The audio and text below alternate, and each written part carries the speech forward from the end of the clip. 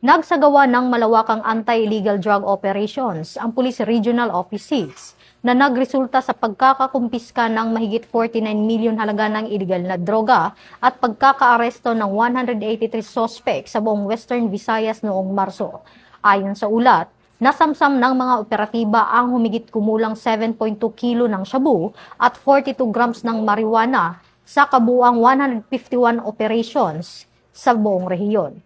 Sinabi ng Police Regional Office 6 na bahagi ito ng kanilang pinaigting na kampanya laban sa illegal na droga at kriminalidad, kung saan target din ang street-level offenders at high-value individuals. Kasama rin sa operasyon ang kampanya laban sa illegal na sugal at loose firearms na nagresulta sa pagkakakumpiska at pagsuko ng daang-daang armas sa iba't ibang lalawigan sa Western Visayas. Ito ang bagong PNP para sa bagong Pilipinas, serbisyong mabilis, tapat at nararamdaman.